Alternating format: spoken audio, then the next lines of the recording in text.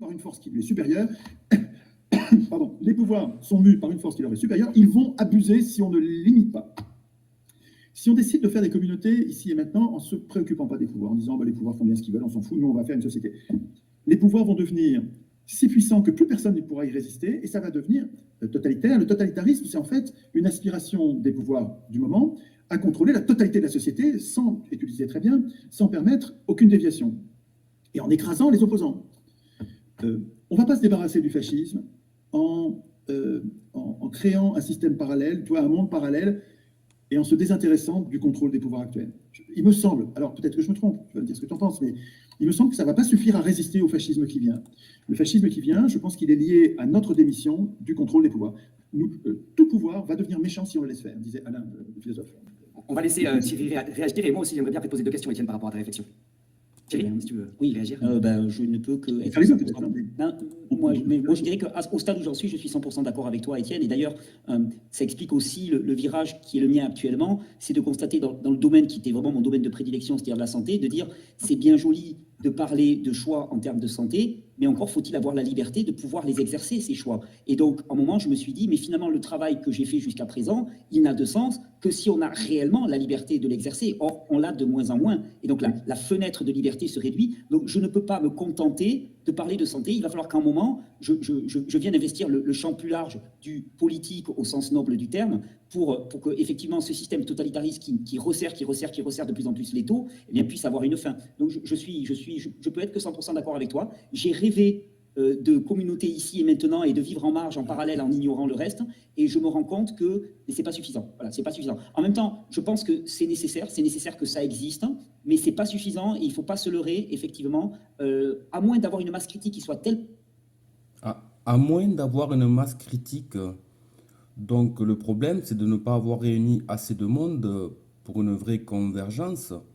Pour, par exemple, déjà destituer le gouvernement si c'est avéré qu'ils sont irresponsables, et ça sans violence grâce à la force du nombre, ce qui n'est jamais arrivé, parce qu'il n'y a eu que des petites manifestations bien contrôlées à chaque fois, avec pas assez de monde.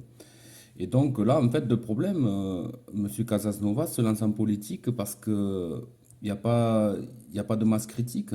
Donc, si c'était possible de rassembler assez de monde de façon intelligente et que les gens assument venir un jour J, donc c'est bon.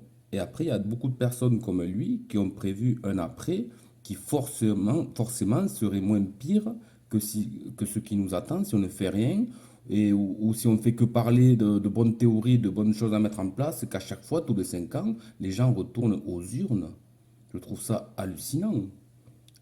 Être abstentionniste, ce n'est pas une solution en soi, mais au moins ce n'est pas adhérer à une pure arnaque en y allant, en faisant la queue comme un mouton le dimanche et en signant pour choisir un maître qui lui-même a des maîtres et qui eux-mêmes ont des maîtres, etc.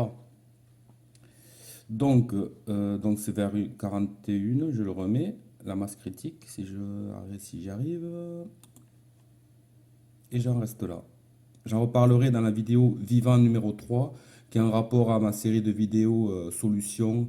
Je sais ce qu'il en est, je vais encore parler pour rien, mais au moins il y aura des gens qui auront proposé.